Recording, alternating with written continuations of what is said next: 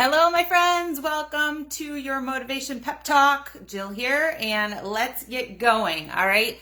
One of my biggest pet peeves when I talk to clients who aren't doing the work, when I talk to prospective clients who aren't getting started, and others who are struggling in achieving their fitness goals.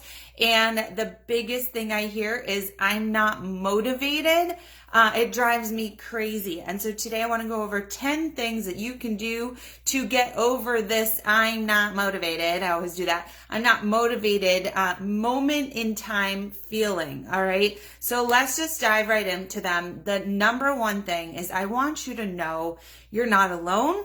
It's not you. You're not different from other people. You're not lacking willpower. You are in the same boat as so many people in a world and a society where we have so much being thrown at us, a lot of things that are out of our control.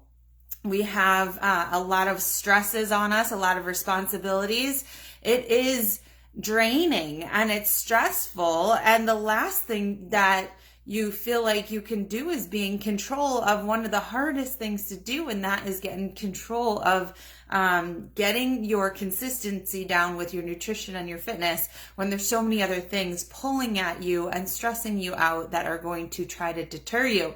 So number one, just know that you're not alone, that there's other people here who understand what you're going through, and that you don't have to feel alone in this situation, right?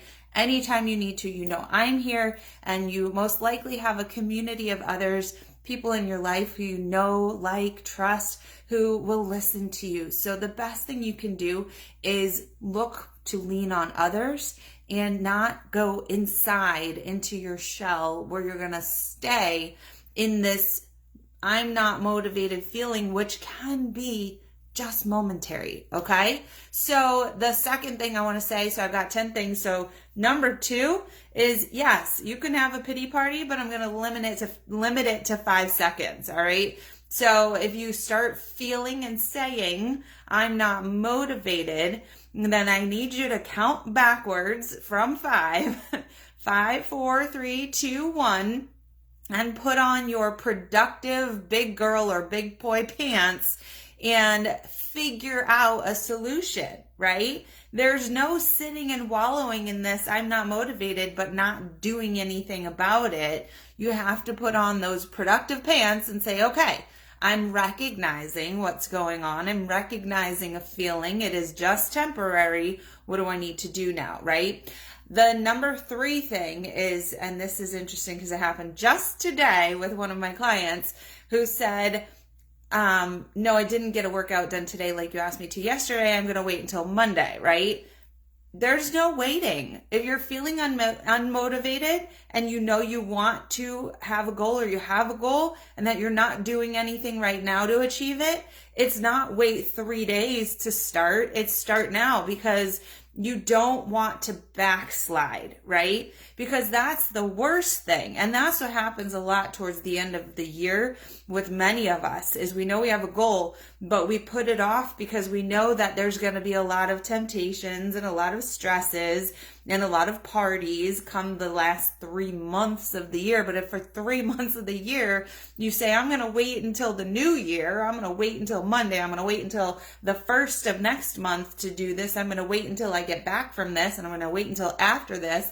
It's literally, you will do this forever, your whole life, and you'll get into that pattern. And that's not a healthy pattern, because that backslide will set you back mentally and physically, right? Because what do we do when we say, I'm not going to work out today and tomorrow and Sunday, but I'll start on Monday? What we do is we sit around and we start eating more and we start pigging out because we're saying, okay, because all of a sudden we're putting all this emphasis on Monday, right? So let me sleep and do nothing for the next 3 days. And then on Monday is the day that we start, this whole big thing. And it glorifies that first day, when really, as soon as we realize we want something, we don't have to make these drastic changes. We don't have to say, okay, I'm never going to eat ice cream ever again after Monday, because Monday's the day.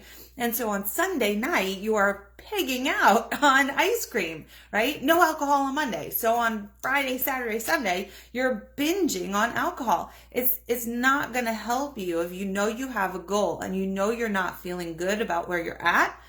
To push off that start, that's not going to help you, because it's just glorifying this. It's either be on track or be completely off track.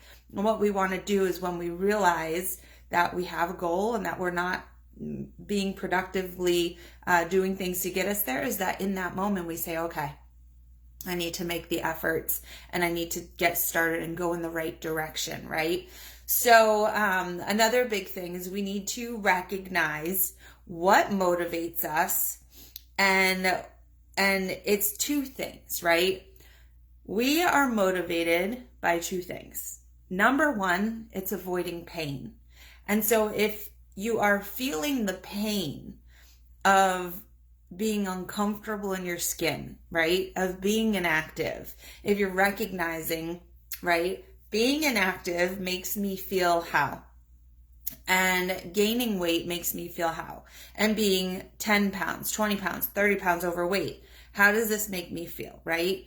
And if we can identify the feelings that this is causing, then we can say, well, do I want to do this because I want to avoid that pain? Is the motivation to avoid the pain of feeling no energy, sadness about yourself, and disgust and embarrassment, right? That should be motivating you, right? And so you do have motivation. You are motivated. You're maybe blocking it out and not recognizing it. So you need to take some time and recognize and bring that out, right? So what is it that motivates me and is going to make me change? So it's either going to be the pain, or on the other side, it's going to be the pleasure. And focusing and visualizing, how do I feel in 3 months, in 6 months, in a year, if I do everything that I need to do to get to my goal and I reach it? And is the vision of who you are and who you become and the things that you're enabled to do and feel, is that going to be what motivates you? And it can be both. It can be both the pain, avoiding the pain, and feeling the pleasure. But you have to recognize that the motivations are already there. They do exist. You are motivated. You just have to go and recognize it and pull it out and bring it up, right? The next thing is removing obstacles, right? So number 5, removing obstacles. And I don't mean that if you have a baby and because your baby's up all night, that you're exhausted in the morning and so you can't work out, that you're supposed to get rid of your baby, right? But you have to either remove obstacles, right? Which perhaps it's you're overloading your schedule, right? Maybe you don't have a little baby. You're overloading your schedule and it's leaving no time for you to work out, right? Then you need to remove something from your schedule, because this is important enough that it needs to be a priority, right? We all have the same amount of time and we just need to figure out what takes priority. And your health is always going to have to be a priority for you, because you're not going to do the other things as well if you're feeling down, if you're feeling unhealthy and you have no energy, right? And so we need to either get rid of the obstacles, but in the case of the baby, then we have to get creative with our obstacles, right? So whether you have a newborn or you have little 1-2-year-olds or 5-6-year-olds who need you to wipe their butt in the morning, you have to get creative, right? Going for a walk with your baby and make that part of the routine. Your 2 and 3-year-old, setting them up with a particular activity that they do every single morning while you work out. Creating the habit and the understanding with a 5 and 6-year-old that this is the time where mommy does workout, that we don't disrupt. And if you need something, I will be there right after to help you. And it will take repetition, right? And creating those guidelines and creating the habit within the family for them to understand. But you have to recognize that it's on you to get creative or remove obstacles. Nobody's going to do it for you. And that child, right? If we use the example of the child, It's not going to be easy when they're 2-3 months. It's not going to be easy when they're 2-3 years old. It's not going to be easy when they're 5-6.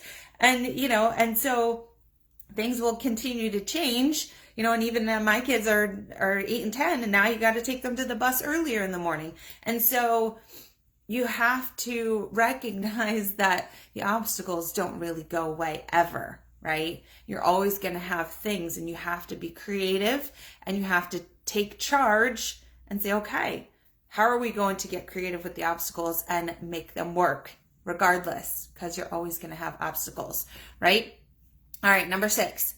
If you feel like you're lacking motivation to get started, I don't care.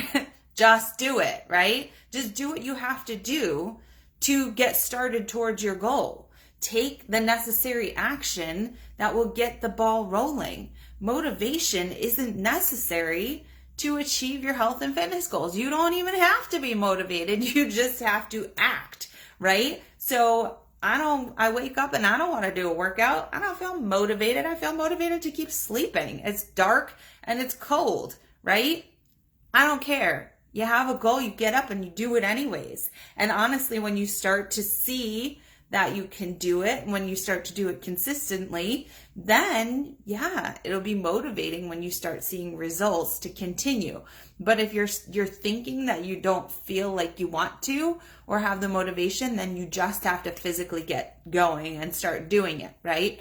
Number 7 is following a proven track that matches your goals and your lifestyle. So a lot of people like to look around these days, especially with social media, and say, oh, so-and-so is really happy. They're getting results doing this, which, maybe it's a certain diet or a certain exercise program, right? Wow. They just work out for 30 minutes a day for 7 days a week. And they've lost 15 pounds. That's amazing. I should totally do that. Well, if your schedule doesn't allow for every single day working out, then that's not a plan that's going to be productive for you. It's not going to be motivating when 3 days in, you're like, oh, wait, I can't work out on Wednesdays. I'm awful. This isn't good. And that will kill that motivation, right? So you need to figure out something for yourself that will work. That is a proven plan, right? We don't want to do things that, we're going to hope that they work. We want to do things that we know work, and they have to fit your goals, right? So they can't be somebody else's program that fits their goals if your goals are opposite of theirs, and it has to fit your lifestyle. So that's something that, given a coach who can look at what your goals are and what maybe some of your roadblocks are and how your life is, then they can help you figure out, or I can help you figure out exactly what that proven plan is that fits you, right? Because it doesn't help to spend the time on a plan that's not fitting for your lifestyle.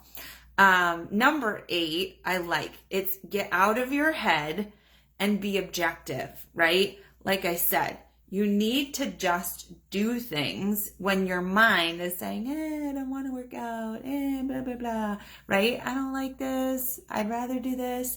You have to get out of your head and stop self-sabotaging and be objective, right? If so-and-so, you can even look at another person, pretend you're another person, right? Okay, so girl over here wants to lose weight. Family just got pizza.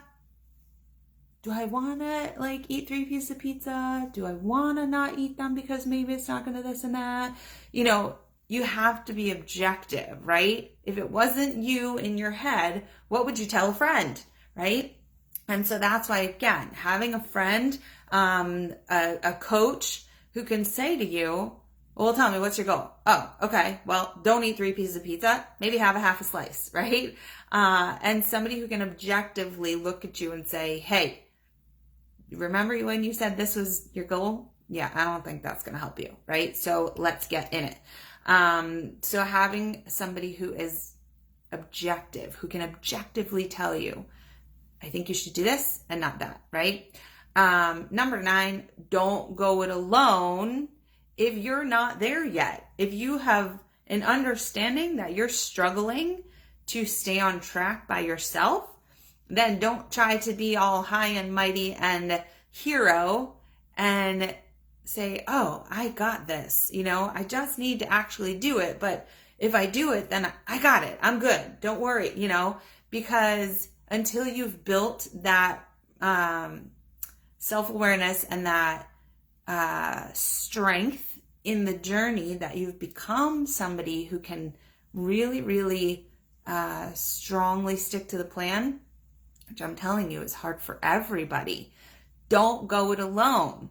Have accountability partners, have a coach, have a community that will help you stay on track, who you can lean on when you struggle, because it's very easy to self-sabotage.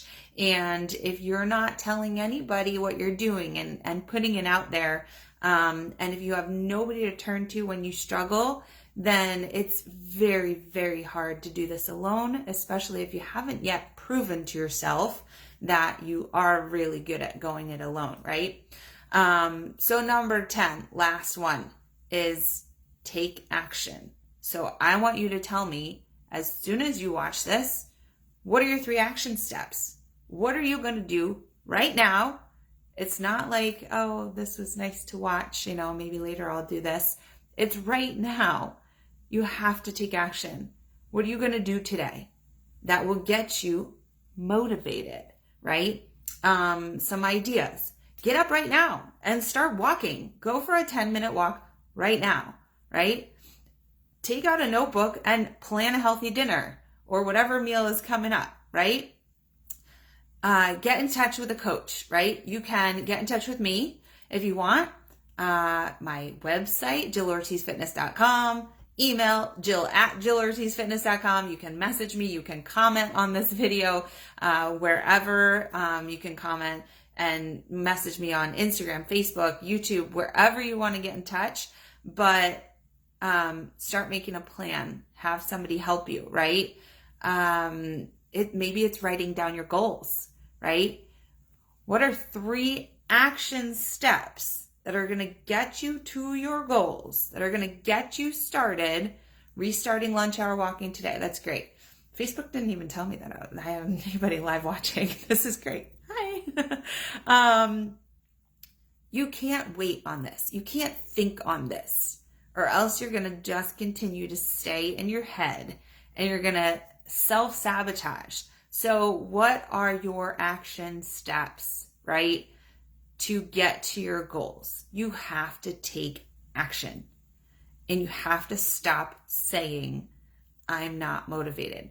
That is a thing that is momentary, and you can change that in an instant, right? Perhaps it's music. Perhaps it's movement, dance. Just stand up. Just say, right now, I'm just going to stand up and I'm going to move around and I'm going to, just get out of my head. Maybe it's telling somebody that you have a goal, right? And another thing that I do like is having something that if you don't have anything that pushes you, right? If you really have no reason to lose weight, if you don't feel like you have a reason to gain energy, then sign up for something, right? Sign up for something that will challenge you to become somebody beyond where you're at right now. Have you been watching like people doing obstacle races or people doing competitions, or maybe you want to schedule a family photo shoot, right? Something that will incentivize you to have something to work for. Maybe it's a vacation. Maybe you got to go book a vacation somewhere warm, right? Do something that will push you. Always have something that will push you. All right? So that's my tips for you. There's no excuse to say that you're unmotivated. You've got to just stand up and get out of this space where you're saying it. And the more you say it, the more it's going to be your self-fulfilling prophecy. So how about we change the language and say what we want to be and what we know we can be instead? All right? Does that sound good? Let's do it.